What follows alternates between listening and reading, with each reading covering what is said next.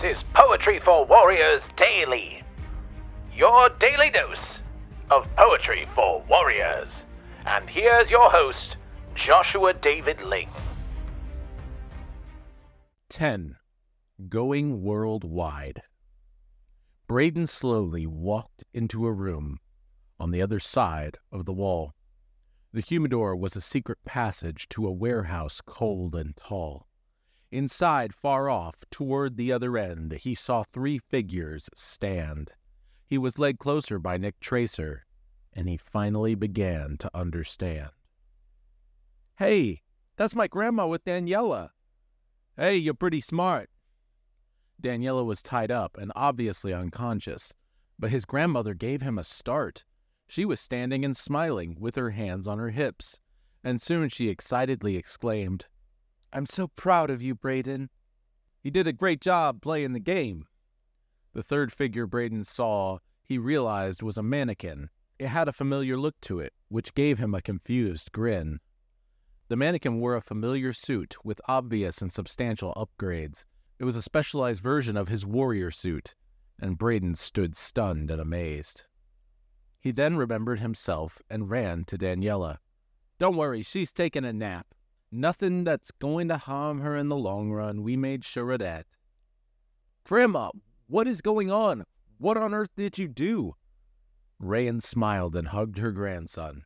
"Now I know you're mad at me, but Daniella and her parents will be well compensated for that time that she wasn't free.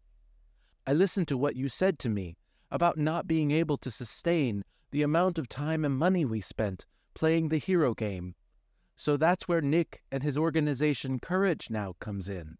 You must be tired of losing, Braden. Are you ready to win?" Braden took a moment to look over Daniella. She really was completely fine. She actually looked peaceful, like she'd had a great sleep. His attention turned this time to the new suit on the mannequin. He ran his fingers over it and was surprised. The fabric was extremely dense and strong, but slim. It'd definitely protect his life. "I had a team of designers on this for a month. We spent a pretty penny on you. We want to send you all over the world. We have a ton that you could do." "They're called the Coalition of Underground Resistances Against Global Empire. They're friends of Chris Magnus, Braden, and they say their need is dire." "We're basically going to pay you for whatever you need, as long as you in turn do all that you've done so far in California. All over the world, too. I know this wasn't a fun way to be recruited, but they insisted that I test you. What do you say, Braden? Is this something that you'll do?" Braden looked around and thought. He did love using his skill, and the main reason he pursued MMA was the prize money, not the thrill. "As long as my grandma travels with me and Daniella's kept safe from harm, I'll gladly take your job for now and join with you in arms." Nick handed Braden Shadowlash, and Braden's smile beamed.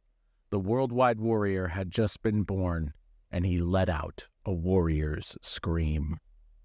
This has been Poetry for Warriors Daily. For more, visit joshuadavidling.com.